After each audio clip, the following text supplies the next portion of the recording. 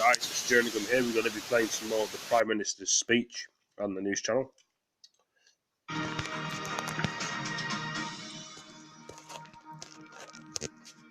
Good evening from Westminster. Boris Johnson has suffered another 2 major setbacks today for his Brexit strategy. Earlier this evening, a cross-party group of MPs was successful in getting a bill passed to try to prevent a no-deal Brexit. And the bill, which is now going to the House of Lords, would force the Prime Minister to do something that he's repeatedly ruled out. That is, asking the EU for yet another Brexit delay unless a deal is secured. The Prime Minister's response was to call for a general election on October the 15th, but he's failed to get sufficient support for that. What is going on with this bloody phone? The past half hour. We start with this report on the day's events so far from our political editor, Laura Kunsberg. Are we through the looking glass now? The Prime Minister is demanding a new Parliament over there, an election, yet he says he doesn't want one. The other parties say they do, but may yet stand in his way. It won't be settled until the Commons closes the door on the possibility that Boris Johnson could take us out of the EU next month without a deal. Have you lost control, Prime Minister? His Brexit at any cost. Order. Questions to the Prime Minister. But if he gets his way, this first joust of shouting in Prime Minister's questions could be his last. Prime Minister, can he confirm that he will allow the people of this country to decide on what he is giving up in their name with a general election on October the 15th? Or is he for it? There's only one chlorinated chicken that I can see in this house, and he's on that bench. He's desperate, absolutely desperate, to avoid scrutiny. The riposte read his lips. You were a great big girl's blouse. And in his third day in office, after 5 questions from me, we haven't had an answer to any of them. That might entertain some, but Boris Johnson is a leader that repels as well as attracts. A Labour MP demanding an apology that never came for a controversial column he wrote a year ago. Those of us who from a young age have had to endure and face up to being called names such as Towelhead or Taliban or coming from Bongo land, we can appreciate full well the hurt and pain felt by already vulnerable Muslim women when they are described as looking like bank robbers and letterboxes. The Tory bench is still and mute while the applause went on and on.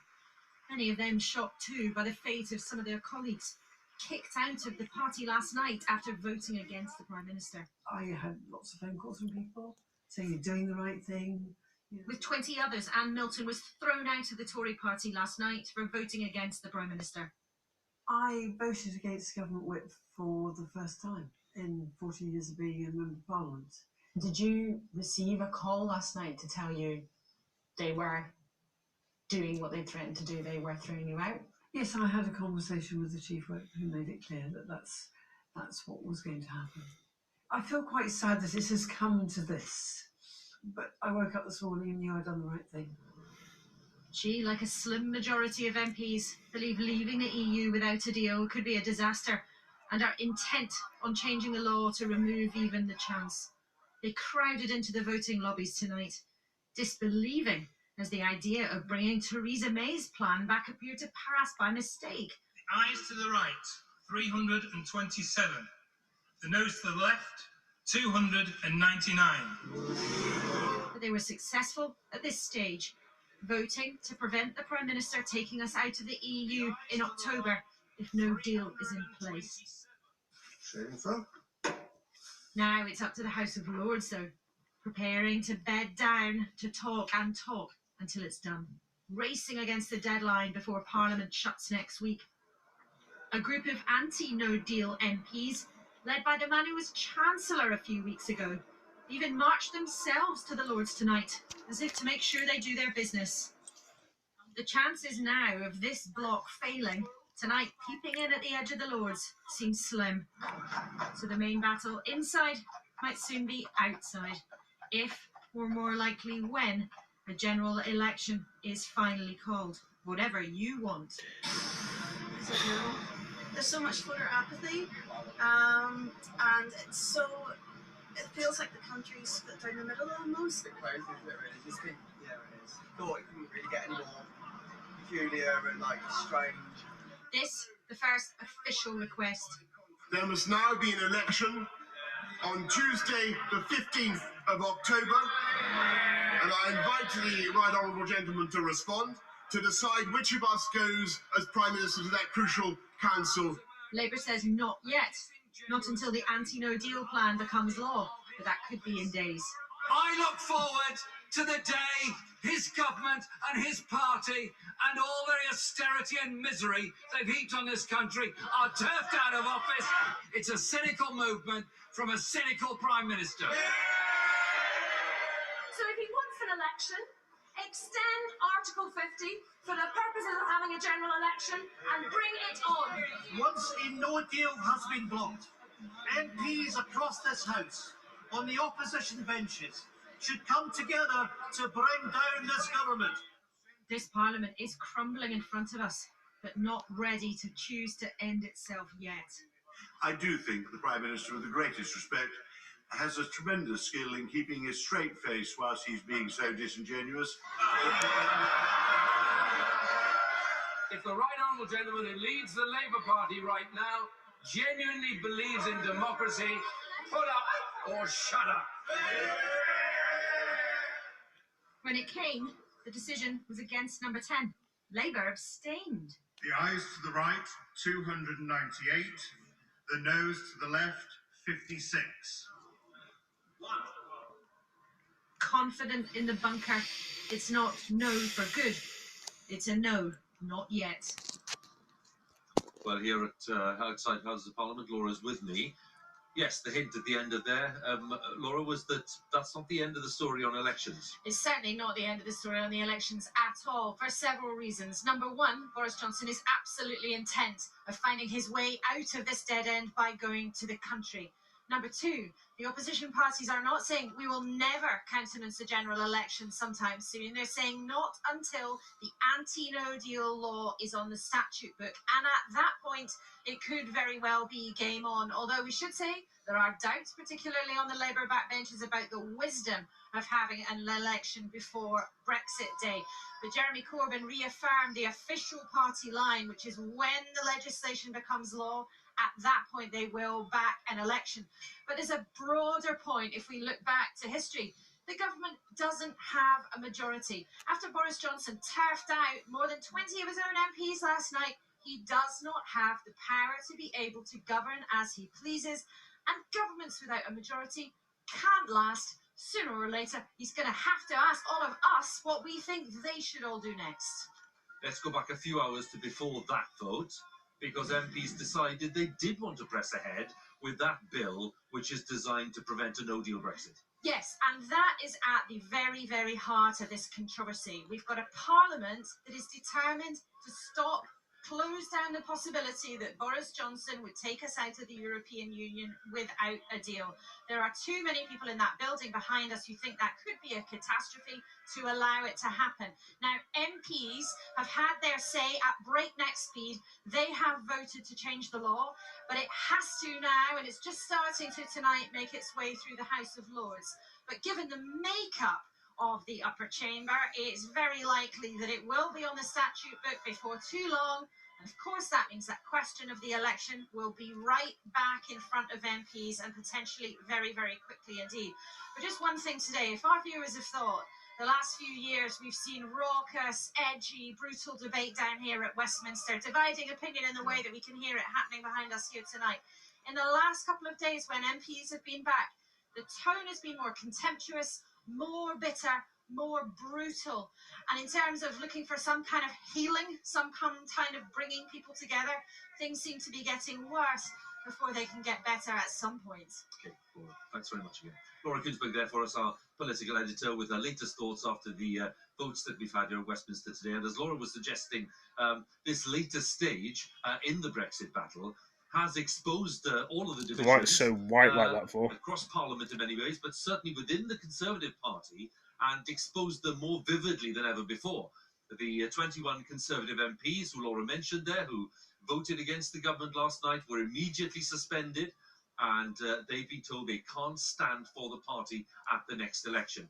Among them were former cabinet ministers, including Philip Hammond, who until recently was Chancellor, and Rory Stewart, and party grandees such as Sir Nicholas Soames, the grandson of Winston Churchill, and the longest-serving current MP, the former Chancellor Kenneth Clarke.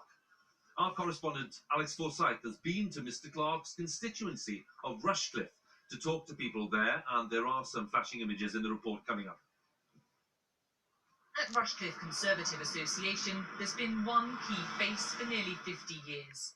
Ken Clarke is the longest-serving Tory MP and has held some of the biggest jobs in government, but last night he was effectively kicked out of the party.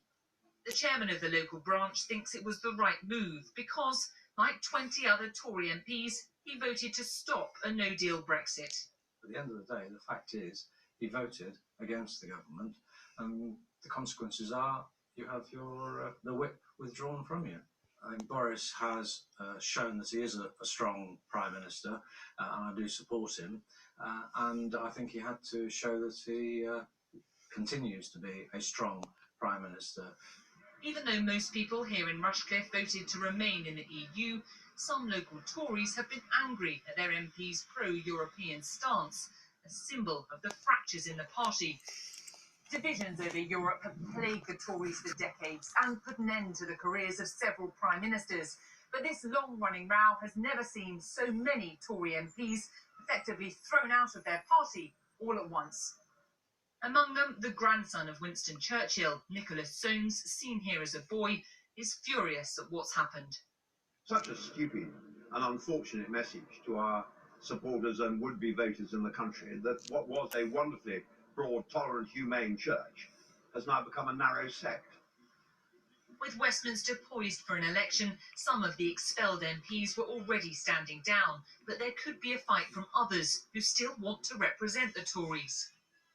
Rory Stewart found out he wasn't welcome in the party, just as he was accepting an award for being Politician of the Year. I'm not going to be able to stand as a Member of Parliament because Boris has decided he doesn't want me in the party. The former leadership candidate says he's not giving up on the Conservatives. I really hope the party comes to its senses, because this is not the way that Mrs Thatcher would have behaved. This is not the way any previous Prime Minister would behave. This is trying to deselect very loyal Conservative ministers and cabinet ministers who barely rebelled in their lives. Philip Hammond, the former Chancellor, arrived at Parliament today no longer a Conservative MP. His association in Runnymede says, therefore, he can't stand for them, but he suggested he might fight back, even explore legal options. The Conservative Party says the rules are clear. If someone wants to stand for the Tories in an election, they have to be on an approved list or a member of the party in Parliament. But if there is a battle over this, it will only deepen the existing rift. Back in Ken Clarke's constituency, there's little harmony among voters either. He should support his party. We voted him in to do that, and he hasn't done it, so that's it. People should be able to express themselves politically, sometimes outside what the party thinks. There is no Conservative Party anymore, is there? There's two completely split rival camps now that can't really be under the same umbrella. So the division in the Tory party is, it seems, playing out across the country. Alex Forsyth, BBC News, Rushcliffe. Now, a judge at the highest court in Scotland has thrown out an attempt to have Boris Johnson's decision to suspend Parliament for 5 weeks declared unlawful. A group of MPs and peers had brought the case to the Court of Session in Edinburgh, arguing that the Prime Minister had exceeded his powers, but the judge there said it was not a matter for the courts, and the group's appeal will be held tomorrow. So, as we've heard, a cross-party alliance of MPs, we were discussing it earlier, has voted for legislation to try to block a no-deal Brexit and to force the Prime Minister to ask for yet another Brexit delay unless a deal is agreed. So let's think about how things might develop from here, and our Deputy Political Editor, John Pienaar, has been investigating. Wherever you stand, all you can do is watch. See how British politics has changed almost beyond recognition. Traditions of consensus and compromise discarded.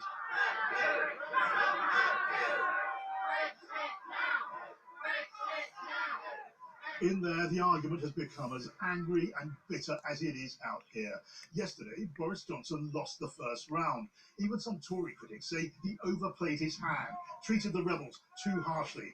He's on the losing side again today, but now Boris Johnson has set his sights on an early election, and this deadly serious game is on. Point of order, Mr. Nichols. MPs are ploughing in a single day through the bill to block no deal and delay Brexit. More than enough of them to beat the government. Labour, SNP and Plaid, Lib Dems and the Tory outcasts. Many different aims but a single plan. Stop a no-deal Brexit. So what does the Rebel Alliance want?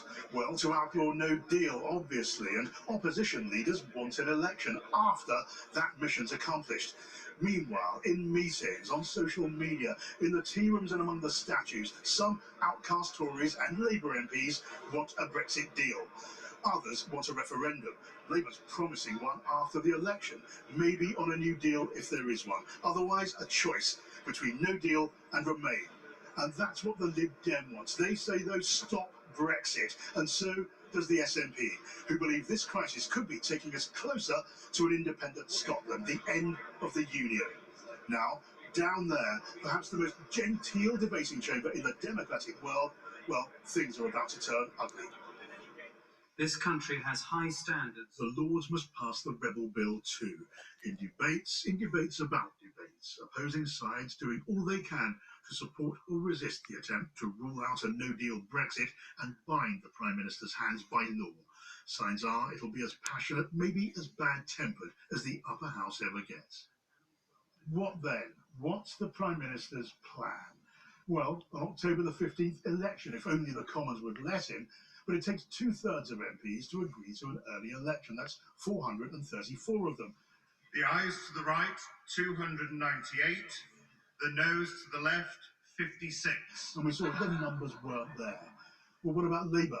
They look split. Some close to Jeremy Corbyn say they'd like to move within days to back an early election. Others want to wait until they can force Boris Johnson to break his defining promise and seek a Brexit extension in Brussels, though he's promised we'd leave, deal or no deal, by October the 31st. Humiliation.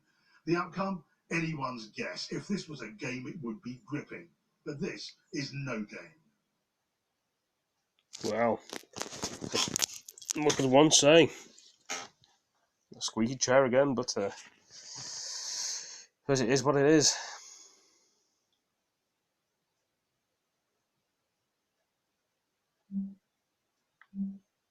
Just trying to think what else I can film with this.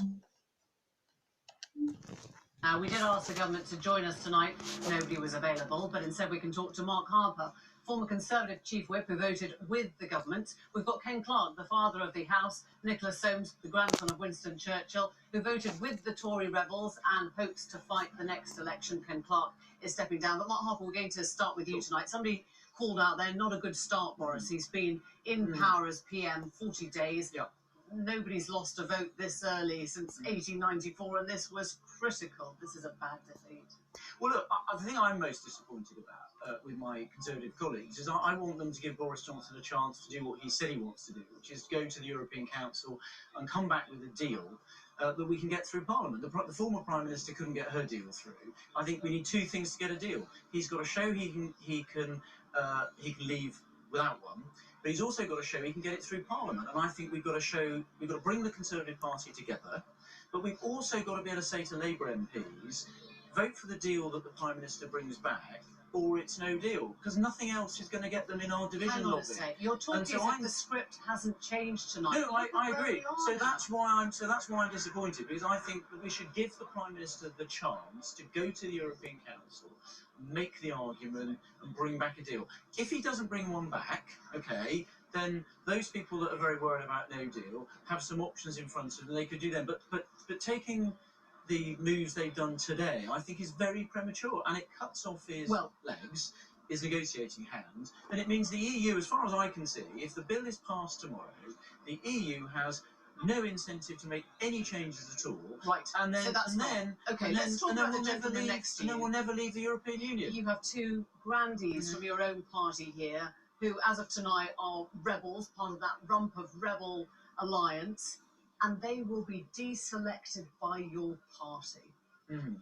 Well, look, I think what the Prime Minister said today, which I welcome, is that he thinks that this European issue is a confidence matter, and he's going to apply the same level of discipline to both sides of the argument. You've So got he's the father of the house and the grandson of Winston Churchill, who are being asked to leave the Conservative Party. What I would say, who's been voting regularly against, plotting against his predecessor for months. What I would say to Ken and Nick is the Prime Minister made it clear today in answer to a question that if he brings back a deal, he will apply the same level of discipline to those colleagues who don't vote for that deal. So if you're Conservative that one when we come to no, it. but I think it's really important. He's being even-handed here. He's saying to both sides of the argument, this is an important matter. That one when he comes back with a deal from the EU. He's saying don't right tie his now, hands. These two gents and get want the to deal know through. whether they can still call themselves Conservatives, have the party whip, and whether Nicholas Soames can stand in his own seat at your next election. What I would hope is that,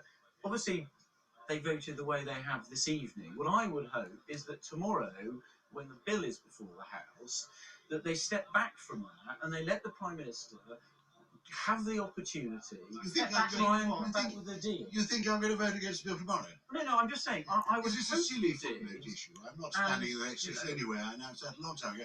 I'm as amused as Michael Heseltine is by being told he's not a Conservative because he voted against the party in the House of Lords. This is all based on this absurd argument that Boris is trying to get a deal. He's obviously not trying to get a deal. I'm sure he'd prefer one if he thought he could get one past his right-wing supporters, but he's dug himself in.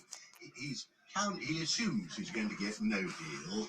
He knows there's no majority. Because of the way people like you voted tonight. No, it's because he assumes he get no deal because he can't get the right wing of the Conservative Party, many of them now stuck in his cabinet, to agree to it. Well, he voted in favour of Theresa May's deal. I voted for Brexit. I'm not trying to reverse Brexit. Tonight? Of course I'm a Conservative. I'm a mainstream Conservative. Do you recognise your party tonight? No, it's been taken over by a rather knockabout sort of character who's got this bizarre crash-it-through philosophy in charge. A lot of people, a cabinet which is the most right-wing cabinet any Conservative party's ever produced, they're not in control of events. Mark's doing his best, but the Prime Minister comes and talks total rubbish to us. Why do you believe him? Just Why do you believe him when he says he has to hold a quick deal election and get out, blaming Parliament and Europe? Well, look, I think the EU would prefer us to leave with a deal, and I think Boris would prefer, the Prime Minister would prefer us to leave with a deal, and I think that's what he has an opportunity to do. But if this bill is passed tomorrow, and effectively it's saying that he has to ask for an extension if he doesn't get a deal, and has to agree to whatever the EU offers, whatever conditions are attached. Well, that's what the bill tomorrow It's more says. complicated than that, Emily. We're never going to get a deal, hours we're with never the Prime going to Minister leave. the last 2 days, and I'm in no doubt that he wants a deal, and that he thinks, I'm quite sure he wants a deal, but what he wants is unachievable. And it's not possible, it's not on offer, and he won't get the deal he wants. And I believe that this has all slightly played into his hands tonight, as Ken says. And I think they planned, personally, all along, to have an early general election and to get this out of the way and get a new parliament. Have you been tapped on the shoulder? Have you been? I have been told by the Chief Whip, who is my friend and who I like very much, but he has told me that it will be his sad duty to write to me tomorrow to tell me that I've had the whip removed. After 37 years as a Conservative Member of Parliament, I voted against the government 3 times in 37 years, and I've had the whip removed. You know, that's fortunes of war. I knew what I was doing, but I just believe that they're not playing straight with us, in that to say you want a deal is quite different to saying you want a deal that is achievable. So, and what he wants is not achievable. What will you do then at the next election? If an election is called imminently, will you stand? Will you stand as I actually won't stand. I'm not going to stand. So he's losing both of you. No, but Ken was all going to go anyway, but I was going to go anyway. I first announced I was going to retire in 2015. I put it off once already.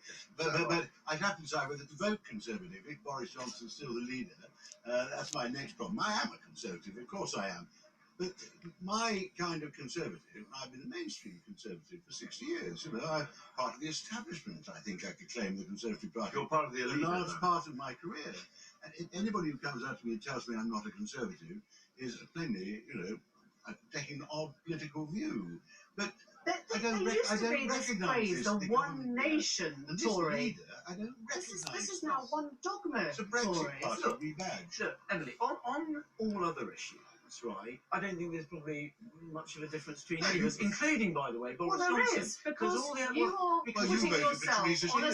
side. Because all the other issues that Boris Johnson's been talking about during the summer, I don't suspect that Ken or Nick would disagree with any of them. On Europe, there is a difference of opinion. And Nick's agreed that the Prime Minister does want a deal. I perhaps disagree. I think actually there is a chance of getting the Europeans to move, but they need to believe that if they move, we can get whatever deal they give us through Parliament. And for that to be true, I think the Conservative Party needs to come together and back the Prime Minister, at least give him the chance to make that argument of European A little council. bit, yeah. I've always had a problem with Also left here needs to anyway. be able to confront Labour MPs. Yeah. Labour keeps saying it doesn't want no Right, deal, yeah.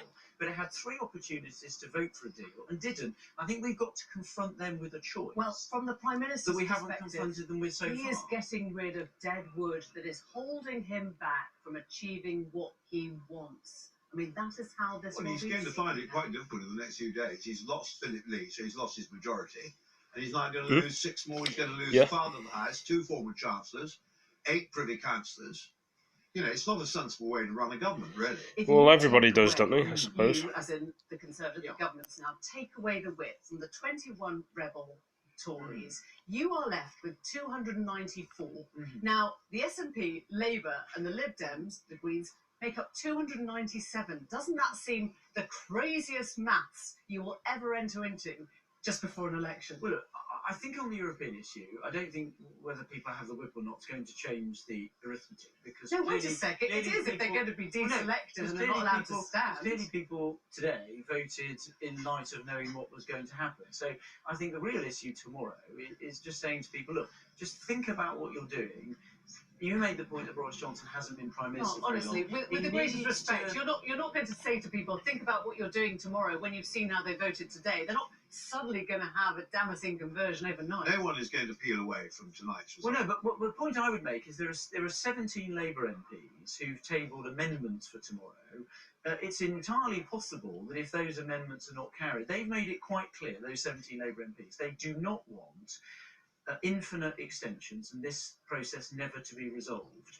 And I think there's an argument to be made that we need to bring this to a close, to get out of the European Union. Nothing is brought and to a negotiate close. that future Nothing is relationship, brought to not a keep close. going on forever. Nothing is brought to And a that's close. what this bill does. What these gentlemen have chosen is an extension which doesn't bring it to a close, and no deal doesn't end anything. It is just the absence of a deal. It's like a teenager. Just want to leave the slamming European their Union would be bedroom nice. door. It doesn't get you out of the bedroom. Well, it gets you out of the European Union, which is what And then people what? that voted Brexit. Well, Then what? and then you start the process of negotiating the future relationship With no leverage. With no which leverage. is, well, I think there's a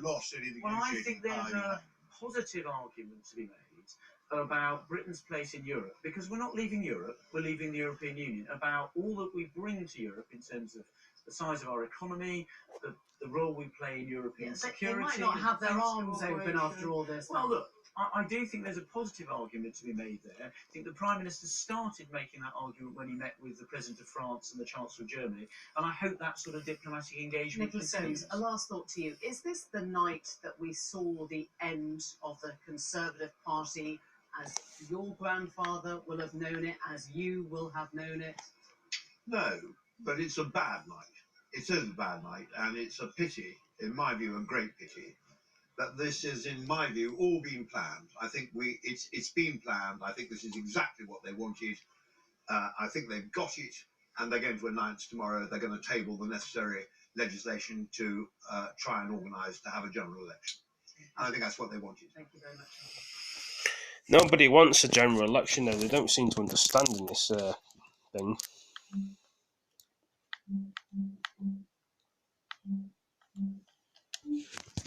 I merely say that I found these exchanges quite predictable. They'd been well rehearsed before we took place. I do think the Prime Minister, with the greatest respect, has a tremendous skill in keeping a straight face whilst he's being so disingenuous.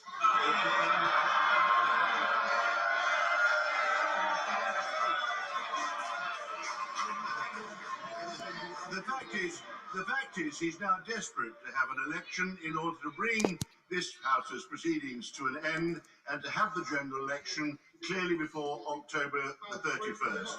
And he's obviously going to campaign before that on the basis that he's been thwarted in getting an amazing beneficial deal for this country, which is actually being blocked by wicked continental politicians and by politicians and the MPs in the House of Commons who have no sense of the true national interest, which is to keep him in power. And it's wrong to say that the opposition to him is trying to reverse the referendum.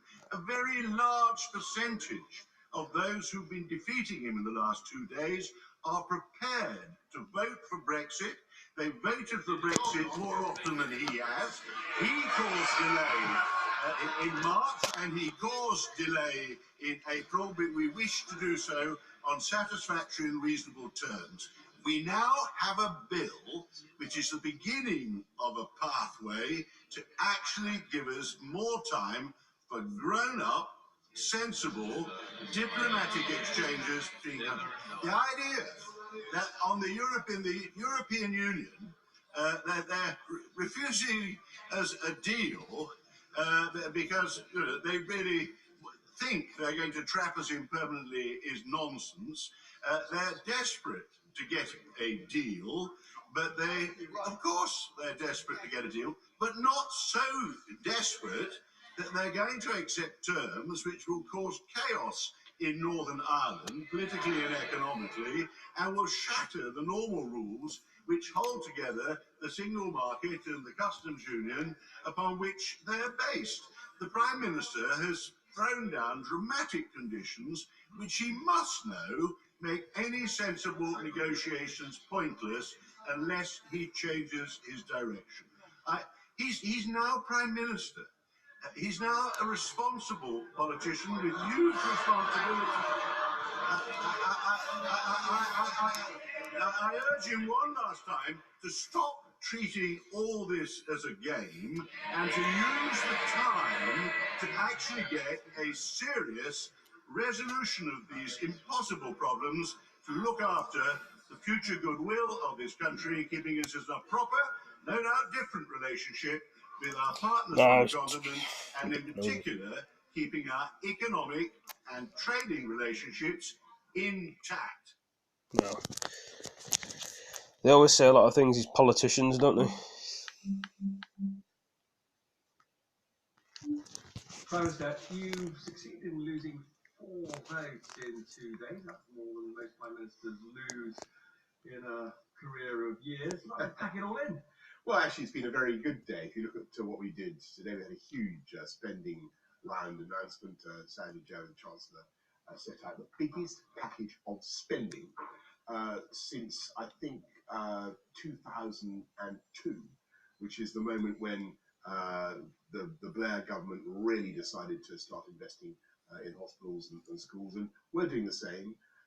Big package for hospitals, 20,000 police on the street, as you know, levelling up education funding across the country. Those are for every primary, every secondary school. I think those are the priorities of the British people, and we're delivering on them here in Parliament. Yes, I can before you interrupt me.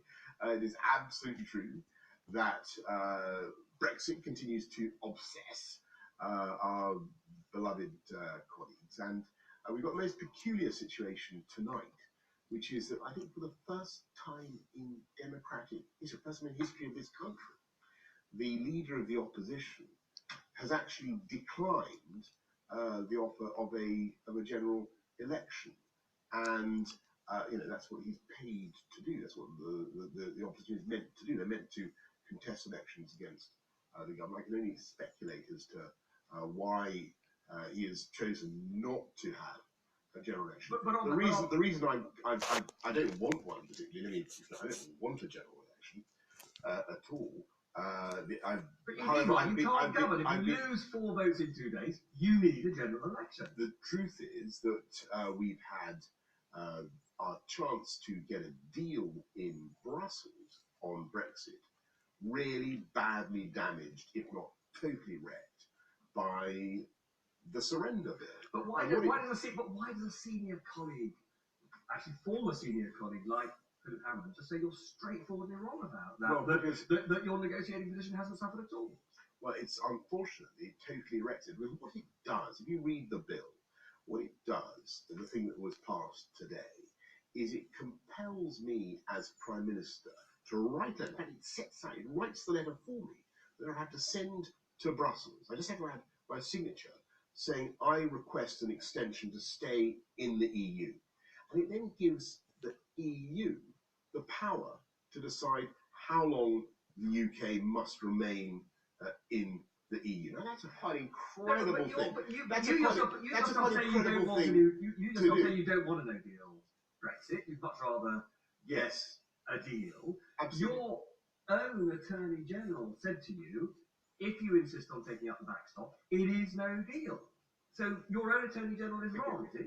Well, you were at Biarritz and you've been seeing what's been happening, Robert, over the last few weeks. Actually, we've been making a huge amount of progress in other European capitals. And the fascinating thing is that whereas at the beginning of August, everybody said across the EU that you couldn't change one dot or comma of the withdrawal agreement, I think all the other 27 basically accept that it has to be changed. The question is how. And what we've been getting across to colleagues is that there are 2 broad areas of discussion, and they involve, the facilitations that you need to check things away from the Northern Irish border, control goods flowing from Northern Ireland to the Republic, but away from, vice versa, but away from the border.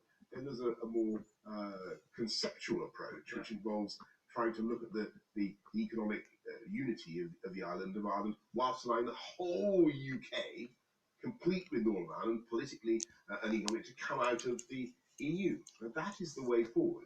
And what's sad about what's happened in the last few days is that our chance to make a huge amount of progress, come out of the so-called backstop, the thing that keeps us in the EU's legal order, makes sure that we have to accept the way the EU runs our trade policy, that arrangement we can come out of if I'm given the chance to get a deal. Now, I will get a deal. But I've got to ask you a couple of quick questions on that, though. Let's give you the benefit of the doubt and say you get a deal. Now, some of your Brexiter MPs say they want more than just removing the backstop, and they couldn't vote for a Brexit deal that was simply Mrs May's deal minus the backstop. I think, but I need to ask you because there's a parity issue here. If they vote against a deal that you are recommending, will you expel them from the party in the way that you expelled some Remainers from the party last night? Well, a couple of quick points. The first is that we're not just asking for the the whole withdrawal bill is a bad withdrawal act, the withdrawal treaty, I should say, as signed by the president, is a terrible treaty.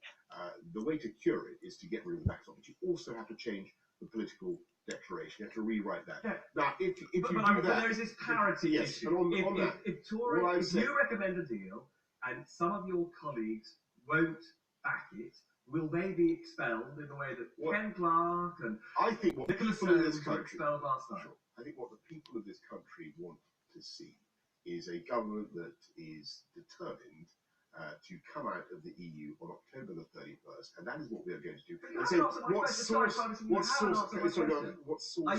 the goose is source for the gander. That's what I've said to all colleagues, and I think I said it. So that means that Steve Baker would be out of the party. I think colleagues are going to find that the deal we get is extremely good. I think you're going to find that people will instinctively want to vote for it because it gets us out of the EU. And the real issue now is who is going to get that deal and who can be relied on to secure an exit from the EU. And I'm afraid what we've heard from the leader of the opposition today is not only does he want to cancel the referendum, and not only does he want to extend the UK's membership of the EU at the behest of the EU, giving that power to keep us in potentially for years and years at their own discretion, but also he now refuses, contrary to what I think is the constitutional duty of a leader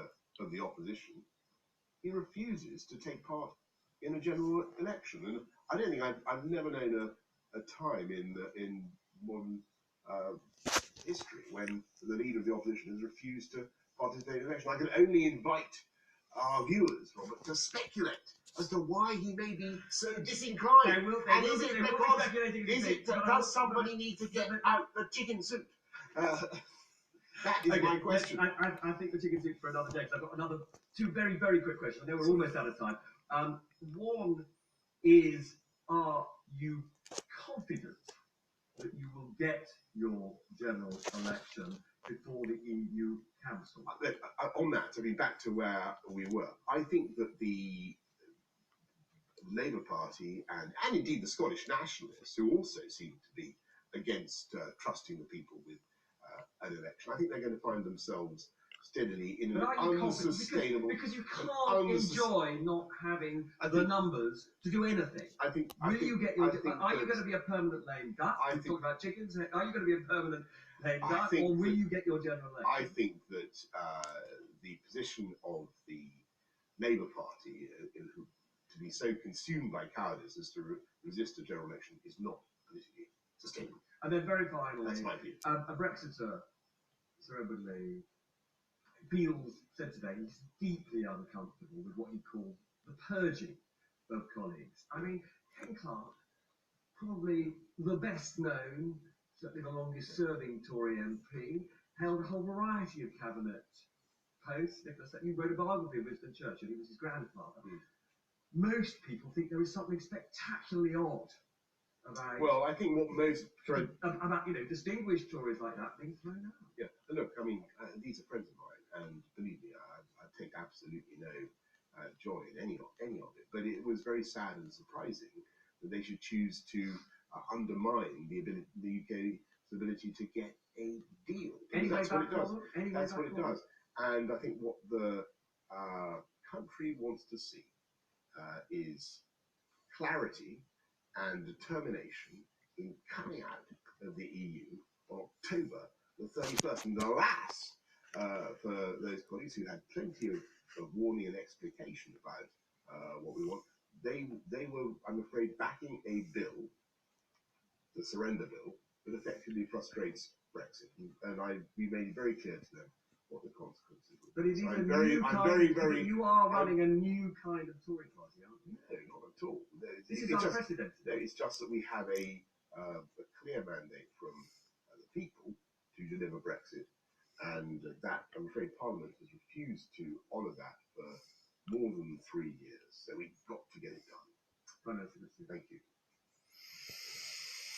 Well, don't know what to say about this situation, guys, but it is what it is. Is what one would say to me.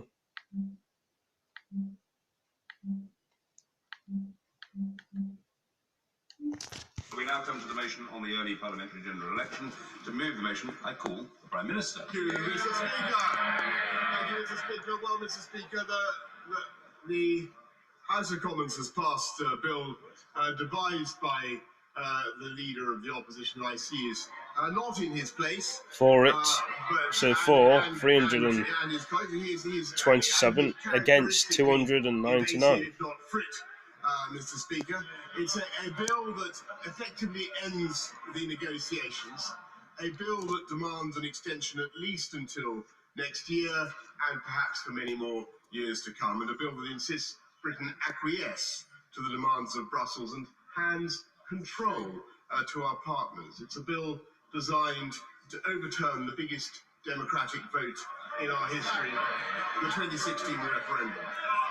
And it's therefore a bill without precedent in the history of this House, seeking as it does to force the Prime Minister with a pre-drafted letter to surrender in international negotiations. And I refuse to do this, Mr. Speaker, and it's clear that there is therefore only one way forward for the country. The House has voted repeatedly to leave the EU, and yet it has also voted repeatedly to delay actually leaving. It is voted for negotiations, and today, I'm afraid, it has voted to stop, to scupper any serious negotiations.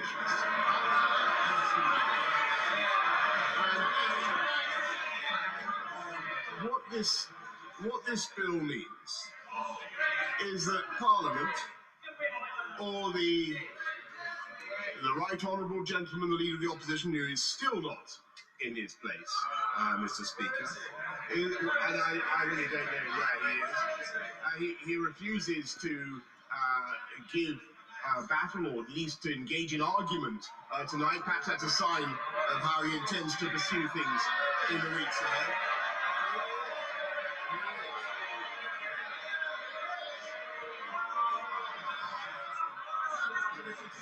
The right honourable gentleman's bill. I'm glad he's now favoured the House with his presence, Mr. Speaker. The right honourable gentleman's bill, amongst its other functions, is to take away the right of this country to decide how long it must remain in the EU, and handed that power to the EU. And I'm afraid it is time, that is what it does, and I'm afraid it is time for this country to decide whether that is right. The country must now decide whether the Leader of the Opposition or I go to those negotiations in Brussels on the 17th of October to sort this out, because everybody will know that if the right honourable gentleman were to go there, were to be the Prime Minister, he would beg for an extension, he would accept whatever Brussels demands, and we would then have years more dither and delay, yet more arguments over Brexit, and no resolution to the uncertainty that currently bedevils this country and our economy. And everyone knows by contrast that if I am Prime Minister, I will go to Brussels and I will try to get a deal, and believe me, I know that I can get a deal.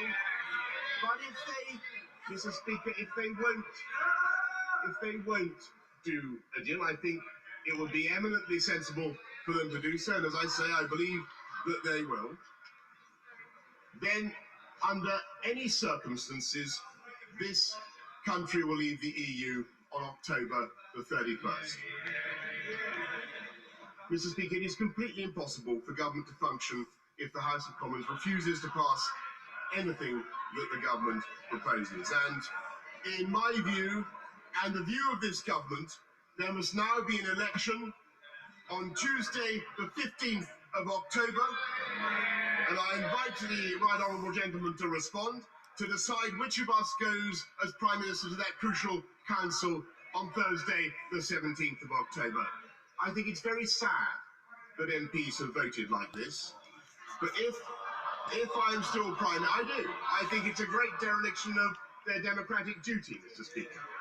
But if I'm still Prime Minister after Tuesday, the 15th of October, then we will leave on the 31st of October with, I hope, a much better deal. The Leader of the Opposition now has a question to answer.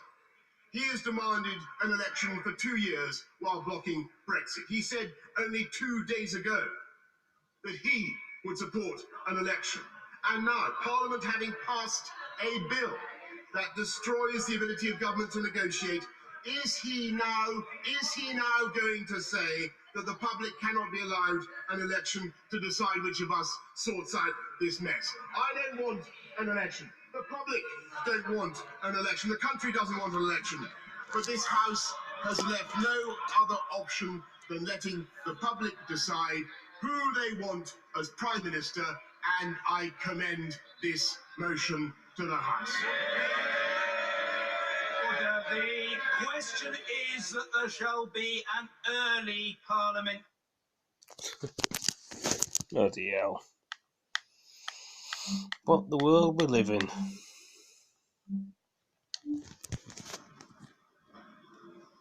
The ayes to the right, 298.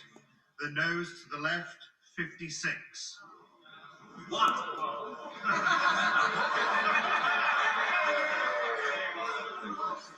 The ayes to the right, 298. The noes to the left, 56.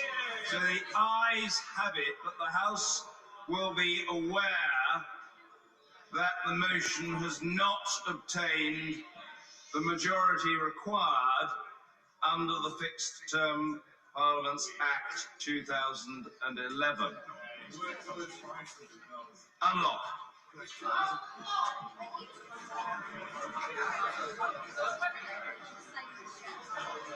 Yes, very good. Well done. Yes, yes indeed. Point of order, the Prime Minister. Agree. Thank you very much for your kindness. I note that the Leader of the Opposition is once again not in his place in what I think is a slightly symbolic way. Mr. Speaker, 48 hours ago, he was leading the chant of stop the coup, let the people vote. Now he's saying stop the election and stop the people from voting. I think there's only one solution. I think he has become the first, to my knowledge, the first leader of the opposition in the democratic history of our country to refuse the invitation to an election, Mr. Speaker. I can only speculate as to the reasons behind his hesitation. Mr. Speaker, the obvious conclusion is, I'm afraid, that he does not think he will win. And I urge his colleagues to reflect on what I think is the unsustainability of this position overnight and in the course of the next 2 days. Thank you. Good. The clerk will now proceed to read the... very well. Point of order, Sir Bernard Jenkins. Speaker, is there some way of tabling a motion that this House has no confidence in Her Majesty's opposition?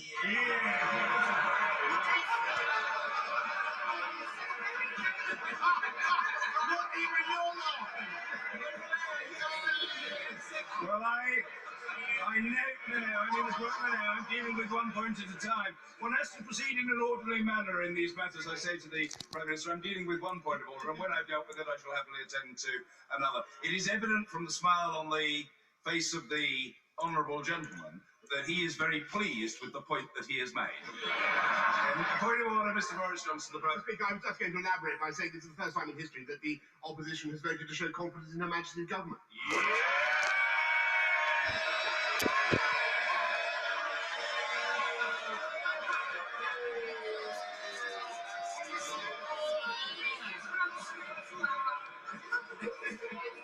Thank you. Thank you. Order. The clerk will now proceed to read the orders of the day.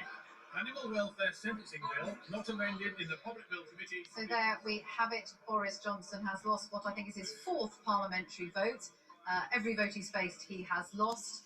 The numbers there slightly more confusing because on this occasion, under the Fixed Term Parliament Act, he had to get 2/3 of MPs to back that call for an early general election. And without the support of Labour, who abstained on this tonight, it was never going to reach that threshold.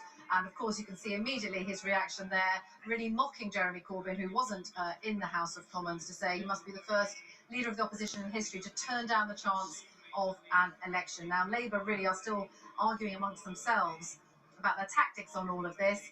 They do want a general election, but they don't want it until they are sure that a no-deal Brexit can be averted. So they are waiting, they say, until the bill, the anti-no-deal bill that has already passed the Commons, gets through the House of Lords, which it could well do in the next couple of days. Well,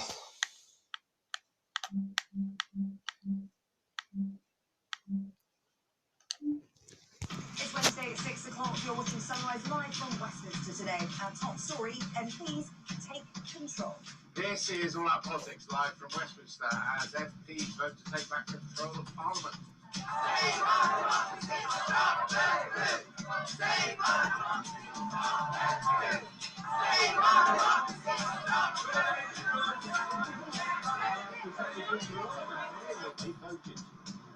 On what did they 1 million to leave the European Union, to leave the single market, just the jurisdiction of the European Union. Speak over you, disagree. Your judges have done nothing for your manners. Well, speaking of manners, David Rees-Mogg So let's listen in politics as far as the already knows very well this government will take this country out of the European Union on October the 31st. There's only one thing that stands in our way. It is the surrender bill currently being proposed by the leader of the opposition. I really fail to see how I can be accused of undermining negotiations, because no negotiations are taking place.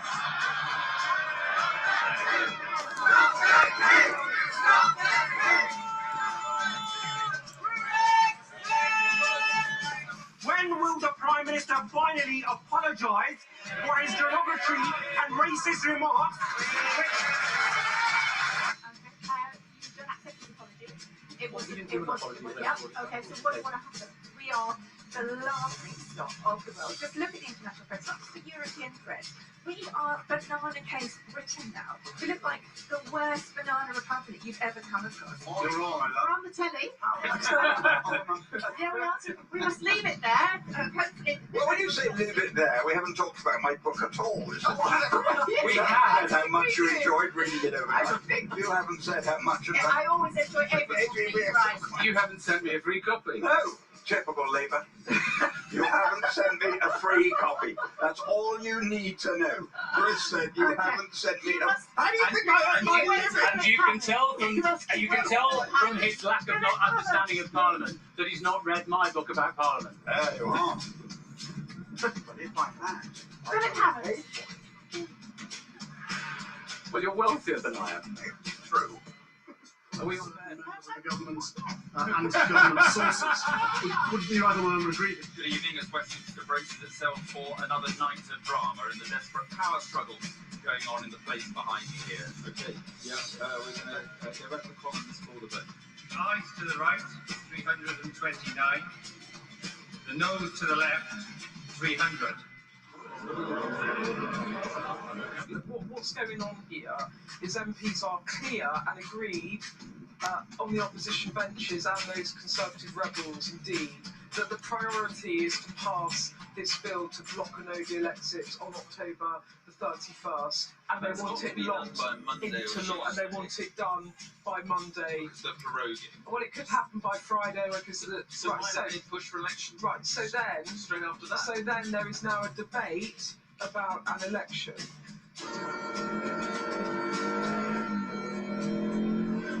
But these amendments are, in my view, mostly fast and a waste of time. We can quote you on that. Well, you just broadcast it live on it. How many more to come do we know? The ayes to the right, 327. The noes to the left, 299. So the ayes have it, the ayes have it. Unlock. There must now be an election on Tuesday, the 15th of October, and I invite the right honourable gentleman to respond to decide which of us goes as Prime Minister to that crucial council on Thursday, the 17th of October. I think it's very sad that MPs have voted like this, but if I'm still Prime Minister, I do. I think it's a great dereliction of their democratic duty, Mr. Speaker. Mr. Speaker, we want an election, so we look forward to tapping this government out.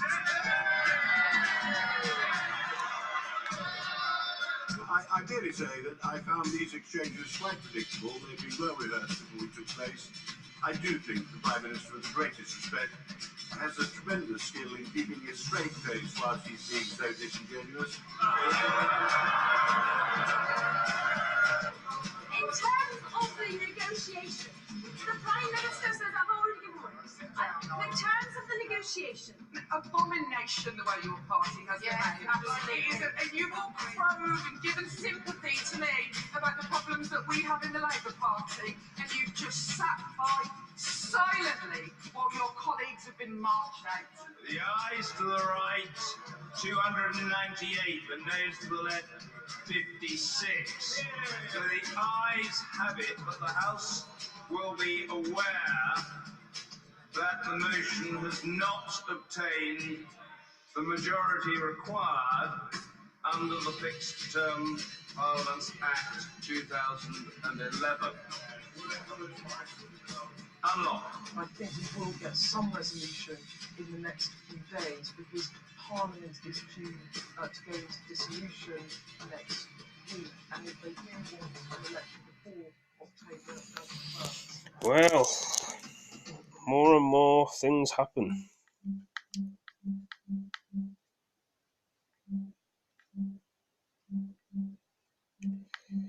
Like I say, guys, I hope you've all enjoyed this video about Parliament and everything else, and we'll be doing some more about it tomorrow.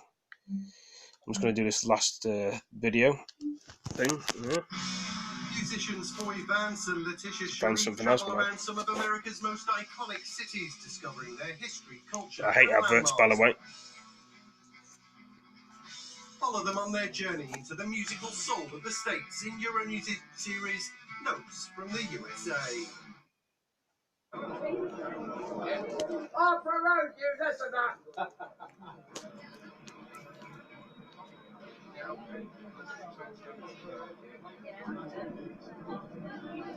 Well, we're potentially looking at two crucial votes. We're looking at a vote on the bill that they started talking about yesterday and potentially on a general election. My gut feeling is that the bill will pass. There's no reason why the Tory rebels who voted against the government yesterday and lost the whip won't do so again. Equally, my gut feeling is that Boris Johnson certainly won't get two-thirds majority he needs to get a general election, in which case the Prime Minister will be in a weird sort of limbo, legally mandated to do something he's refused to do, but without being able to call a general election.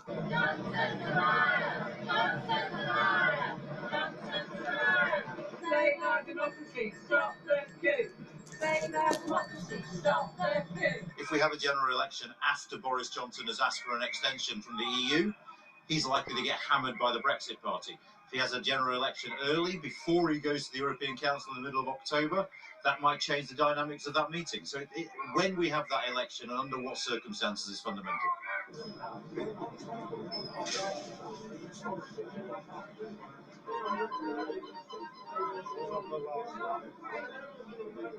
We're very keen that Boris actually gets the mandate he needs to deliver Brexit. So I do think that a general election is very important. It's very important that the Conservative candidate list is very tight, that we don't have people as before who, for example, are Remainers who turn around and say, well, we're not supporting the government. The Conservatives have to be very clear that if you're standing as a Conservative candidate, you have to believe in Brexit. And I think if Boris gets a majority, we'll be able to deliver a proper Brexit.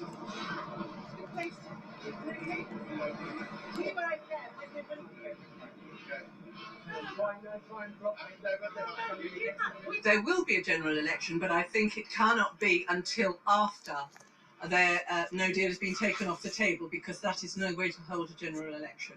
We have to have clearer grounds. We have to understand the implications of a general election. And with no deal on the table, we could be bounced out before we even have our election. I don't trust Boris Johnson. Millions of us don't trust Boris Johnson and his secret advisors. So, no, there will be a general election. I will be voting, but I will vote for any party that has Remain at its core. Oh, Christ.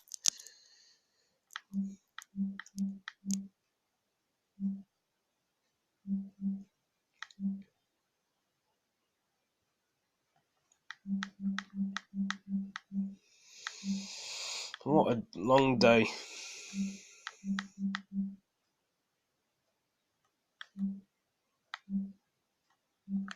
I should leave it in this video for now, guys. We'll do some more of it tomorrow. Thank you for joining me. Please like, comment, subscribe, share these videos with your friends. I'll see you in the next one. Thank you for joining, guys. Peace.